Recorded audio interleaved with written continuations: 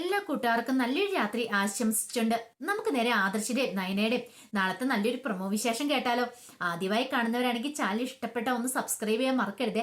അതോടൊപ്പം തന്നെ വീഡിയോ ഇഷ്ടപ്പെടുകയാണെങ്കിൽ ലൈക്ക് ചെയ്യാനും മറക്കരുത് കേട്ടോ. കാരണം നമ്മുടെ മുന്നോട്ടുള്ള യാത്രയിൽ നിങ്ങളെ ഓരോ ലൈക്ക് സപ്പോർട്ടുമാണ് നമുക്ക് പ്രചോദനമായി മാറിക്കൊണ്ടിരിക്കുന്നത്. അപ്പൊ നമുക്ക് നേരെ നമ്മുടെ വിശേഷത്തിലേക്ക് അങ്ങോട്ട് പോയാലോ. അങ്ങനെ ഇന്നത്തെ വിശേഷം നമ്മൾ കണ്ടു. അനാമിക ദേവേനയുടെ മനസ്സിലേക്ക് അങ്ങനെ എരിപൊരി കയറ്റി കൊടുത്തതിന് ശേഷം പുറത്തേക്ക് വരുവാണ്. ആ സമയത്താണ് ആദർശം നയനെ അവിടെ സംസാരിച്ചുകൊണ്ടിരിക്കുന്നത് കണ്ട് പെട്ടെന്ന് അനാമിക ഒരു നിമിഷം ഒന്ന് പതറിയുന്നു അവിടെ. പിന്നീട് നേരെ നയനയുടെ ആദർശിന്റെ അരിയിലേക്ക് വരണം. അപ്പം അനിയത്തിനെ ഇങ്ങോട്ട് പറഞ്ഞു വിട്ട് രണ്ടുപേരും കൂടെ അപ്പുറം മാറി നിൽക്കുവായിരുന്നു അല്ലേന്ന് ചോദിക്കുക. ഇത് കേട്ടോ ആദർശം പറഞ്ഞു. അനാമിക എന്തൊക്കെ പറയണെന്ന് ചോദിക്കും. അതെ, ഇവിടെ നിന്ന് ഇറങ്ങി കഴിഞ്ഞ് കഴിഞ്ഞപ്പോഴത്തേനും ഇതേ ഇവളുണ്ടല്ലോ ഒരു പക്ഷേങ്കില് നന്ദുവിനോട് വിളിച്ചു പറഞ്ഞു കാണും, നീ ഇങ്ങോട്ട് പോരെ, ഞങ്ങള് വീട്ടിലേക്ക് പോവാ. കാരണം അനിയത്തിയും ഇനിയിപ്പൊ അനിയുമായിട്ട് സംസാരിക്കാനുള്ള അവസരങ്ങൾ ഉണ്ടാക്കി കൊടുത്തിട്ട് മാറി നിന്ന ഇപ്പോഴല്ലേ കാര്യങ്ങളൊക്കെ ബോധ്യപ്പെട്ടെന്ന് മനസ്സിലാവുക. ദേഹരാമികെ കാര്യം അറിയാൻ നീ പറയരുതെന്ന് നയന പറയാണ്. പിന്നെ കാര്യം അറിയാതൊന്നും അല്ലേ പറഞ്ഞേ, ഞാൻ അറിഞ്ഞുകൊണ്ട് തന്നെ പറഞ്ഞേ, എന്നാലും ഇത്രയ്ക്ക് നിങ്ങൾ തരം താഴില്ല എന്ന് പറയാ. ഒന്നുമല്ലേലും വല്യമ്മനെ ഈ അവസ്ഥ കിടത്തിയിട്ട് നിൽക്കും മതിയാകുന്നില്ലല്ലേ. ഇനി വീണ്ടും നിങ്ങളുടെ അനിയത്തിനെ അനന്തപുരി തറവാട്ടിലേക്ക് കൊണ്ടുവരാനായിട്ടാ നിങ്ങളുടെ പ്ലാൻ അല്ലേ എന്ന് ചോദിക്കുക. ഇത് കേട്ട് കഴിഞ്ഞപ്പോഴത്തേനും നയന പറഞ്ഞു, ഞങ്ങൾ മനസ്സാ വാചാ കർമ്മണ അറിയാത്ത കാര്യത്തെക്കുറിച്ച് വെറുതെ ഒന്ന് തർക്കിക്കാൻ പോകണ്ടെന്ന് പറയണം. പിന്നെ ഒരു പതിവ്രത വന്നേക്കും, ഞാൻ കൂടുതലൊന്നും പറയുന്നില്ല. നിങ്ങൾക്ക് ആ അനന്തപുരിയിലെ ആണുങ്ങളെല്ലാം നിങ്ങൾ മയക്കി വെച്ചിട്ടുണ്ടായിരിക്കും. പക്ഷേങ്കിൽ എന്നെ വിശ്വസിക്കുന്ന അല്ലെങ്കിൽ എന്റെ അമ്മേനെ വിശ്വസിക്കുന്ന അവിടെ പലരും ഉണ്ടെന്ന് പറയണം. ഇത് കേട്ടപ്പോ ആദർശ് പറഞ്ഞു, അങ്ങനെയൊക്കെയാണ് കാര്യങ്ങൾ. അതെന്നെങ്കിൽ ആ അബിയും എന്റെ അപ്പച്ചിയായിരിക്കും, അവരൊക്കെയോ നിങ്ങളെ വിശ്വസിക്കുള്ളൂ എന്ന് പറയാം. ആദർശേട്ടാ, ഇവൾ എന്ത് പറയുന്ന വാക്കുകൾ കേട്ടിട്ട് വെറുതെ തുള്ളാൻ നിൽക്കണ്ട. സ്വന്തം അമ്മ അവിടെ ഐസിയു കിടക്കുന്ന ആ ഒരു ഓർമ്മ വേണം. ഇവളാണ് ആ വല്യമ്മേനെ ഈ അവസ്ഥയിലാക്കി വെച്ച ആ ഒരു ചിന്തയും വേണമെന്ന് പറയാം. കൂടുതൽ അനാമിയൊന്നും പറയണ്ട, എനിക്കെല്ലാം അറിയാം, പറഞ്ഞു മനസ്സിലായല്ലോ എന്ന് പറഞ്ഞുകൊണ്ട് ബാ നയനെന്ന് പറഞ്ഞ് നയനയുടെ കൈ പിടിച്ചിട്ട് പോവാണ്. അനാമയ്ക്ക് അങ്ങോട്ട് സഹിച്ചില്ല, ആ പോക്ക് കണ്ടത് ദഹിച്ചില്ല. പോകുന്ന പോക്ക് കണ്ടില്ലേ. ഇവരെ എങ്ങനെയാലും ഒന്ന് അകറ്റാൻ ഓർത്ത് കഴിഞ്ഞപ്പോഴത്തേക്ക് രണ്ടുപേരും കൂടെ ഒന്നിനൊന്നും ഒട്ടി വരുന്നതല്ലാതെ ഒരു രക്ഷയും കാണുന്നില്ല. അങ്ങനെ അനാമിക ദേഷ്യത്തോടു കൂടി നേരെ അനന്തപുരിയിലേക്കാണ് പോകുന്നത്.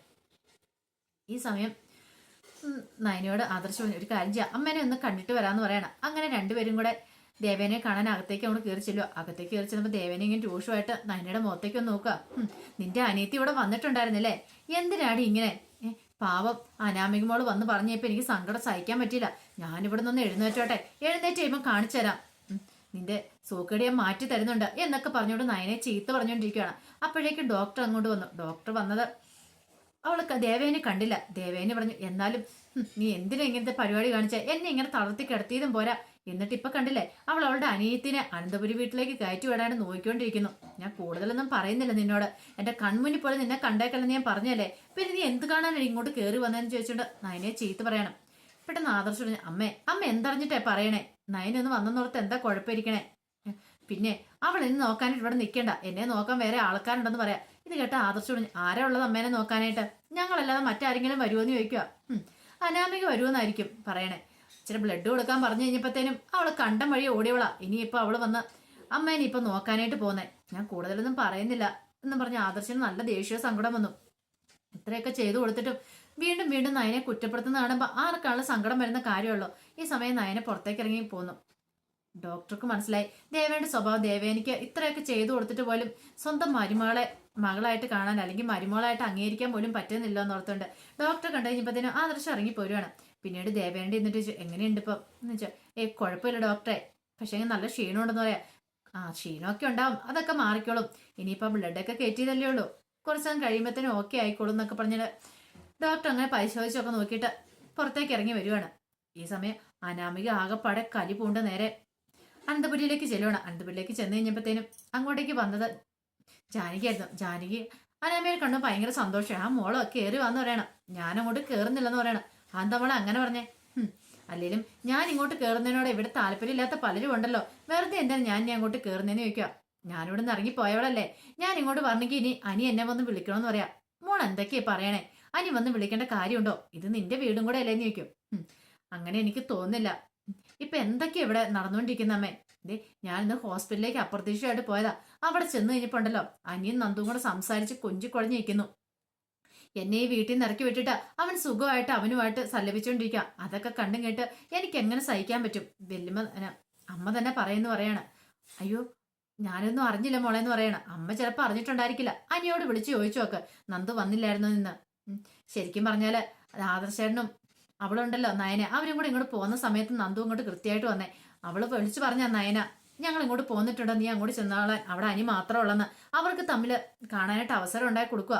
അവരെ രണ്ടുപേരും കൂടെ ഒന്നിപ്പിക്കാണ്ട് ചേർത്തി അനിയത്തിയും കൂടെ മത്സരിക്കും അമ്മേ. അമ്മയ്ക്കൊന്നും മനസ്സിലാകുന്നില്ലെന്ന് ചോദിക്കുക. ഇല്ല മോളെ, ഞാനിത് അറിഞ്ഞിരുന്നില്ല എന്ന് പറയണം. അതെ, എങ്ങനെയെങ്കിലും അനിയൻ നന്ദുവിനെ കൂടെ ഒന്ന് ഒന്നിപ്പിക്കണം, അത് മാത്രം ലക്ഷ്യം. അത് മാത്രമല്ല, ഇപ്പോഴും അനിയുടെ മനസ്സിൽ ആ നന്ദുവാണ്. നന്ദുവിന്റെ മനസ്സിൽ അനി. ഇങ്ങനെ പോയിട്ടുണ്ടെങ്കിൽ എനിക്ക് ഈ വീട്ടിലേക്ക് ഇനി തിരിച്ചു വരാൻ പറ്റുമെന്ന് എനിക്ക് തോന്നുന്നില്ലെന്ന് പറയാം. പെട്ടെന്ന് ജാനി കുറിച്ച്, മോളെ നീ ഇങ്ങനൊന്നും പറയല്ലേ, നീ എന്താ ഇങ്ങനെ പറയണേ? നീ ഈ വീട്ടിലെ മരുമോളല്ലേ, അറിയാലോ. ഈ വീട്ടിലേക്ക് വലതുകാലം വെച്ച് വന്ന ആദ്യത്തെ മരുമോളാന്നാ ദേ ഏട്ടത്തി പോലും നിന്നെ കുറിച്ച് പറയണേ. അതുകൊണ്ട് ഇങ്ങനത്തെ കാര്യങ്ങളൊന്നും ചിന്തിക്ക് പോലും പാടില്ല എന്ന് പറയണം. പിന്നെ ഞാൻ എന്ത് ചെയ്യാനെന്ന് അമ്മ പറ. ഇപ്പൊ തന്നെ കണ്ടില്ലേ, എനിക്കാണെങ്കിൽ അനി വന്ന് വിളിക്കുന്നൊരു പ്രതീക്ഷ ഉണ്ടായിരുന്നു. ഇനി അനി എന്നെ ഒട്ടും വിളിക്കാൻ വരുന്നില്ല. ഞാൻ ഈ വീട്ടിൽ നിന്ന് ഇറങ്ങിപ്പോണമെന്ന് വിചാരിച്ച് പ്രാർത്ഥനകളും നേർച്ചകളും ആയിട്ട് നടക്കുന്ന രണ്ടുപേരുണ്ട്. ആരാന്നറിയാവോ? ഇവിടുത്തെ വേറെ മൂത്ത രണ്ട് മരുമക്കൾ എന്ന് പറയണം. ഇത് കേട്ടോണ്ടാണ് നവ്യ അങ്ങോട്ട് വരുന്നത്. നവ്യക്ക് സഹിച്ചില്ല അനാമയുടെ പറച്ചില്ല. നവ്യ പെട്ടെന്ന് ചോദിച്ചു, നീ എന്താ അനാമയെ പറഞ്ഞെന്ന് ചോദിക്കും. പറഞ്ഞത് കേട്ടില്ലെന്ന് ചോദിക്കും. ദേ ഒരു കാര്യം ഞാൻ പറഞ്ഞേക്കാം, വെറുതെ എന്നെ നയനെയും കുറ്റപ്പെടുത്താൻ വന്നാണ്ടല്ലോ. ഓ, കുറ്റപ്പെടുത്താൻ വന്നാൽ എന്ത് ചെയ്യും? ഇത് കേട്ടപ്പോ ജാനകി പറഞ്ഞു, നവ്യെ നീ മിണ്ടായിരിക്കാൻ പറയാണ്. പിന്നെ മിണ്ടാതെ എന്നിട്ട് കാര്യമൊന്നുമില്ല. എന്തിനാ മിണ്ടായിരിക്കുന്നത്? ഞങ്ങളെ കുറ്റം പറഞ്ഞിട്ട് പിന്നെ ഞങ്ങൾ പ്രതികരിക്കുമെന്ന് പറയാം. പിന്നെ നയനയുടെ കാര്യം അറിയാലോ, അവൾ ഇന്ന് വരെ ആർക്കും ഒരു ദ്രോഹം ചെയ്തിട്ടില്ല. പിന്നെ ദ്രോഹം ചെയ്തിട്ടില്ല പോലും പാലിനകത്ത് വിഷം കലക്കി കൊടുത്തിട്ട് അതേ വല്യമ്മനെ ഈ വിധത്തിലാക്കി വിട്ടിട്ട് അവൾ ഒരു ദ്രോഹം ചെയ്തിട്ടില്ലെന്ന്. അതൊക്കെ ആരാന്നെയൊക്കെ നന്നായിട്ടറിയാം. അധികം വൈകാതെ തന്നെ ഇത് പുറത്തു വരും. അപ്പൊ ഇതിലൂടെ ഓടുന്ന ഓട്ടം കാണാന്ന് പറയണം. അതെ, എനിക്കറിയാം നീ എന്നെ കുത്തി പറഞ്ഞാന്ന്. പക്ഷേ എങ്കില് തെറ്റ് ചെയ്യാതെ ഞാൻ അങ്ങനെ സമ്മതിക്കത്തില്ല എന്നൊക്കെ നവ്യോട് ചീത്ത പറയണം എന്ന് പറഞ്ഞത് നവ്യോട് പറയണം. ഇത് കേട്ട് കഴിഞ്ഞപ്പോഴത്തേനും നവ്യ പറഞ്ഞു, എന്നാ നമുക്ക് കാണാന്നൊക്കെ പറയണം. അവസാനം ജാനകിയോട് പറഞ്ഞു, ഇനി ഇവിടെ ഞാൻ നിന്നിട്ടുണ്ടെങ്കിൽ ശരിയാകത്തില്ല, ഞാൻ പോയേക്കോ അമ്മ എന്ന് പറയണം. മോളെ നീ പോവണ്ട, നീ ഇവിടെ നിൽക്കാനൊക്കെ പറഞ്ഞു. ഇല്ലമ്മേ ഞാൻ ഇറങ്ങിയേക്കോന്ന് പറഞ്ഞുകൊണ്ട് അങ്ങനെ അനാമയെ അങ്ങോട്ട് പോവാണ്. ഈ സമയം ജാനകിക്ക് അങ്ങോട്ട് ദേഷ്യം അടക്കാൻ പറ്റിയില്ല. ജാനകി പെട്ടെന്ന് നവ്യയുടെ നേരെ തിരിഞ്ഞു. ഓഹോ, അപ്പൊ അവളെ ഇവിടെ നിന്ന് എങ്ങനെ ഓടിച്ചു വിടാനായിരുന്നു നിന്റെ അനിയത്തിയുടെ ആഗ്രഹമില്ലേ? അതങ്ങ് നടന്നപ്പോ സമാധാനമല്ലോ. പക്ഷെ നീ ഒന്ന് വിചാരിച്ചോ, അനാമികോമൾ അവളുടെ വീട്ടിൽ എപ്പോഴും നിൽക്കുന്നെങ്കിലും ദേ അവൾ ഈ അനന്തപുരി വീട്ടിലെ മരുമകള് അല്ലാതാകുന്നില്ല. അനിയുടെ ഭാര്യയാണ് ഇപ്പോഴും അവള്. ഇന്നും ഇനി അങ്ങനെ തന്നെ ആയിരിക്കും. അതിന് മാറ്റമൊന്നും വരാൻ പോകുന്നില്ല. നിന്റെ മനസ്സിൽ അല്ല നിന്റെ അനിയത്തിയുടെ മനസ്സിൽ എന്തെങ്കിലും ആഗ്രഹം ഉണ്ടെങ്കിൽ അതങ്ങോട്ട് മാറ്റി വെച്ചേരെ. നിന്റെ ഏറ്റവും ഉള്ള അനിയത്തി ഉണ്ടല്ലോ നന്ദു, അവിടെ ഇങ്ങോട്ട് കൂട്ടിക്കൊണ്ട് വരാനാ നിന്റെ മോഹമെങ്കില് അത് ഞാൻ ജീവിച്ചിരിക്കുമ്പോൾ നടക്കില്ലെന്ന് പറയണം. ഇത് കേട്ട നവ്യ പറഞ്ഞു, അങ്ങനൊരു മോഹം ഈ പറഞ്ഞ ഞാൻ കൊണ്ടായിരുന്നെങ്കിൽ ഇപ്പൊ നന്ദു ഈ വീട്ടിൽ കണ്ടായിരുന്നു പറയാ. ഈ വീട്ടിലേക്ക് കൂട്ടിക്കൊണ്ടുവരാൻ ഒട്ടും ആഗ്രഹമില്ലാത്തതുകൊണ്ടാ നന്ദുവായിട്ടുള്ള ബന്ധത്തിന് ഞങ്ങൾ സമ്മതിക്കായിരുന്നേ. അല്ലെങ്കിൽ എമ്മണ്ട് ഇവിടെ നന്ദു കൂടെ ഇരുന്നേന്ന് പറയാം, നിങ്ങളുടെ മരുമകളായിട്ട്. അതിനെ എതിർക്കാണെന്ന് നിനക്കൊന്നും പറ്റില്ല എന്ന് പറയാം. ഇതോടെ കേട്ട് കഴിഞ്ഞപ്പോഴത്തേനും ജാനകിക്ക് നല്ല ദേഷ്യമായി. ജാനകി കൂടെ അല്ലെങ്കിലും അതെ ജലജ പറയും ശരിയാ, നിനക്കും നിന്റെ അനിയത്തിക്ക് നല്ല അഹങ്കാരമാന്ന് പറയണ. അതെ, ഇത്തിരി അഹങ്കാരമൊക്കെ നല്ലതാന്ന് പറഞ്ഞിട്ട് അങ്ങ് മൈൻഡ് ചെയ്ത് അങ്ങോട്ട് നവ്യ പോവാണ്. നവ്യയുടെ അടുത്ത് എന്താണ് ഇവരുടെ ആരുടെ ഒരു കളിയും നടക്കുമല്ല. ഈ സമയത്ത് ജയൻ അങ്ങോട്ട് വന്നു കഴിയുമ്പോഴത്തേനും ഡോക്ടർ അങ്ങോട്ട് വരുവാണ്. ഡോക്ടർ വന്നിട്ട് ജയനോട് ചോദിച്ചു, അല്ല നിങ്ങളുടെ മരുമോളും അമ്മായിമ്മയും തമ്മിൽ എന്തെങ്കിലും പ്രശ്നങ്ങളൊക്കെ ഉണ്ടോ എന്ന് ചോദിക്കുകയാണ്. ആന്ധ്ര ഡോക്ടർ അങ്ങനെ ചോദിച്ചാൽ, അല്ല ഞാനിന്ന് റൗണ്ട്സിന് ചെന്ന് കഴിഞ്ഞപ്പോഴത്തേനും നയനെ കുറെ കുറ്റപ്പെടുത്തുന്ന കേട്ടു. കാരണം ആ കുട്ടി ഇത്ര നല്ല കാര്യങ്ങളൊക്കെ ചെയ്തിട്ടും അതൊന്നും കാണാനായിട്ട് നിങ്ങളുടെ ഭാര്യയ്ക്ക് കഴിയുന്നില്ലോ എന്ന് പറയാം. ഇത് കേട്ട് കഴിഞ്ഞപ്പോൾ ഡോക്ടറോട് പിന്നെ കള്ളത്തരം പറഞ്ഞിട്ട് കാര്യമില്ലോ. ജയൻ പറഞ്ഞു, അതെ എന്ത് ചെയ്യാനാ, ഇതുവരെയായിട്ടും കല്യാണം കഴിഞ്ഞിട്ട് മരുമോളായിട്ട് അംഗീകരിച്ചിട്ടില്ല. പക്ഷെ അവളും നല്ല കുട്ടിയാ നയന. പക്ഷെ അവളുടെ മഹത്വം തിരിച്ചറിയാണ്ട് ദേവേനിക്ക് പറ്റിയിട്ടില്ല. ഇപ്പൊ തന്നെയാണെങ്കിലും ബ്ലഡ് കൊടുത്ത പോലെ നയനയാ. പക്ഷേങ്കിൽ അതുപോലും അവൾക്ക് അറിയത്തില്ല. അറിഞ്ഞാലും അവൾ ഒരിക്കലും സമ്മതിക്കത്തുമില്ലായിരുന്നു. കാരണം അവൾക്ക് അത്ര ദേഷ്യമാണ്. അല്ല അതിന് എന്തെങ്കിലും പ്രത്യേകിച്ച് കാരണങ്ങൾ എന്തെങ്കിലും ഉണ്ടോന്ന് ചോദിക്കാം. കാരണങ്ങളുണ്ടോന്ന് ചോദിച്ചാല് നയന എന്ന് പറഞ്ഞ സാധാ ഒരു കുടുംബത്തിലെ പെൺകുട്ടിയാ. ഇവളുടെ വിചാരം വലിയ വീട്ടിൽ നിന്ന് പെണ്ണെടുക്കണമെന്നൊക്കെ ആയിരുന്നു. പക്ഷെ അതൊന്നും നടക്കാത്തതുകൊണ്ടുള്ള വിഷമങ്ങളും പിന്നെ അവൾക്ക് അങ്ങോട്ട് അംഗീകരിക്കാൻ പറ്റുന്നില്ല. ഇങ്ങനെ പോയിട്ടുണ്ടെങ്കിൽ എന്തായി തീരുന്നു എനിക്കറിയത്തില്ല. പിന്നെ ഞങ്ങൾക്ക് ഒറ്റയൊരു മോൻ മാത്രമേ ഉള്ളൂ. അവന് ശ്വാസമുള്ളും പ്രശ്നങ്ങളൊക്കെ ഉള്ളതുകൊണ്ട് ഇനി ഒരു കൊട്ടി വേണ്ടാൻ തീരുമാനിച്ചിരിക്കുമായിരുന്നു. അതുകൊണ്ട് അവനെ പൊന്നുപോലെ അവൾ നോക്കിയത്. ഒരു പക്ഷേങ്കിൽ ആ ഒരു ഇതുകൊണ്ടായിരിക്കും ഒറ്റ മോനുള്ളപ്പം ഇനി അവനെ കൈവിട്ട് പോവോ എന്നൊരു ചിന്ത ദേവേന്റെ മനസ്സിലുണ്ട്. അതുകൊണ്ട് ഇതുവരെയായിട്ട് ഇവരെ മരുമകളായിട്ട് അംഗീകരിച്ചിട്ടില്ല. അറിയാലോ ഡോക്ടറെ. ഇത് കേട്ട് കഴിഞ്ഞപ്പോഴത്തേനും ഡോക്ടറിന് ശരിയാ, ഈ 2 ദിവസം നിന്ന് കഴിഞ്ഞപ്പോൾ തന്നെ ഞാൻ അവരെ പഠിച്ചു കഴിഞ്ഞെന്ന് പറയാണ്. നയന നല്ലൊരു കുട്ടിയാണ്. അല്ലെങ്കിൽ സാധാരണഗതിയിൽ അവളുടെ സ്ഥാനത്ത് ആരാണെങ്കിലും അവൾക്ക് തന്നെ കുഴപ്പമാണെന്ന് പറഞ്ഞിട്ട് പോലും ബ്ലഡ് കൊടുക്കാണ്ട് സമ്മതിക്കില്ലായിരുന്നു. എന്നിട്ട് അവള് ഞാൻ ബ്ലഡ് കൊടുത്താളെന്ന് പറഞ്ഞ് നിർബന്ധിച്ച് ബ്ലഡ് കൊടുക്കുമായിരുന്നു പറയാണ്. പിന്നീട് ഡോക്ടറോട് ചല്ല ഡോക്ടറെ ഇതിന് എന്തെങ്കിലും മെഡിസിൻ എന്തെങ്കിലും ഉണ്ടോ ഈ ദേവേനയുടെ മനസ്സ് മാറ്റാനായിട്ട്? അവളുടെ സൈക്കാട്രിക് പ്രോബ്ലം എന്തെങ്കിലും ആണോ മനസ്സിന്റെ? ഇത് കേട്ടപ്പോൾ ഡോക്ടർ പറഞ്ഞു ഒരു കാര്യം ചെയ്യാം, നാളെ സൈക്കാട്രിസ്റ്റ് വരുന്നുണ്ട്, അപ്പൊ ദേവേനയെ ഒന്ന് കാണിച്ചു നോക്കാം. ഡോക്ടർ എന്താ പറയണെന്ന് അറിയാലോ, അവളുടെ മനസ്സിൽ എന്താ പ്രശ്നങ്ങളെന്ന് അറിയാലോ. അതറിഞ്ഞ് ചികിത്സിക്കുവാണെങ്കിൽ നമുക്ക് എത്രയും പെട്ടെന്ന് തന്നെ അവരെ പുതിയ ജീവിതത്തിലേക്ക് കൊണ്ടുവരാൻ പറ്റും. അല്ലെങ്കിൽ ഒരു കുടുംബത്തിൽ എത്ര കാലം എന്ന് വെച്ചാൽ ഇങ്ങനെ മുന്നോട്ട് പോകാൻ സാധിക്കുന്നത്. പിന്നെ അവർ ചിലപ്പോൾ കുറച്ച് മെഡിസിൻസ് ഒക്കെ തുടങ്ങുമായിരിക്കും, ആ മെഡിസിൻ ഒക്കെ കഴിച്ചാൽ മതി. പിന്നെ അത് മാത്രമല്ല, ചിലപ്പോൾ ഇങ്ങനെയൊക്കെ ഈ രണ്ടാഴ്ചയൊക്കെ ഇങ്ങനെ കിടപ്പ് കിടന്നു കഴിയുമ്പോൾ അവർക്കും മാനസികമായിട്ട് പല പ്രശ്നങ്ങളും ഉണ്ടാവുമല്ലോ. അപ്പൊ അതുകൊണ്ടൊക്കെ ഒന്ന് മാറ്റാനായിട്ട് ഒരു കൗൺസിലിംഗ് ഒക്കെ കൊടുക്കുവാണെങ്കിൽ അത് നല്ലതായിരിക്കും എന്ന് പറയണം. അത് കേട്ടാ ജയൻ പറഞ്ഞു എന്ത് വേണം ചെയ്യാം, എന്ത് വേണം ചെയ്യാം ഡോക്ടറെ, പക്ഷേങ്കിൽ ഇതേ ഈ ദേവേന്റെ ഈ സ്വഭാവം ഒന്ന് മാറി കിട്ടിയാൽ മതി എന്ന് മാത്രമേ ആഗ്രഹമുള്ളൂ. ഇത് കാരണം പാവം നയനമ്മൾ ഒത്തിരി അധികം വിഷമിക്കുന്നുണ്ടെന്ന് പറയാം. സാരമില്ല, നാളെ ആട്ടെ നമുക്കിതിലേക്ക് ഒരു പോംവഴി ഉണ്ടാക്കാന്ന് പറയാണ്. ഈ സമയം ആദർശം നയനയും കൂടെ സംസാരിച്ചുകൊണ്ടിരിക്കുവായിരുന്നു. നയനിക്കാണെങ്കിൽ വല്ലാത്തൊരു ക്ഷീണവും കാര്യങ്ങളൊക്കെയാ, എന്താണെന്നറിയത്തില്ല. കാരണം ബ്ലഡ് കൊടുത്തതിന് ശേഷം ഒരു വല്ലായ്മയൊക്കെ ഉണ്ട്.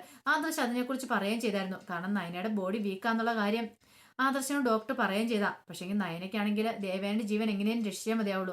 അതുകൊണ്ടാണ് നയന ബ്ലഡ് കൊടുക്കാൻ തയ്യാറായതും. അങ്ങനെ സംസാരിച്ചുകൊണ്ടിരിക്കുന്ന സമയത്ത് പെട്ടെന്ന് നയന ഇങ്ങനെ നെറ്റിയിലേക്ക് ഇങ്ങനെ കൈവെക്കുവാണ്. എന്താ നയനെന്ന് ചോദിച്ചാൽ ആദർശ് പെട്ടെന്ന് നയനെ പിടിക്കാണ്ട് വന്നു കഴിഞ്ഞപ്പോഴത്തേനും നയനെ അങ്ങോട്ട് മറിഞ്ഞു വീഴുവാണ്. ഒരു നിമിഷം ആദർശ് ഒന്ന് ഞെട്ടിപ്പോയി. ആദർശ് പ്രതീക്ഷിച്ച കാര്യമല്ല നയന തല ഇറങ്ങി വീഴുമെന്നുള്ളത്. എന്താ കാര്യം എന്ന് പോലും അറിയത്തില്ല.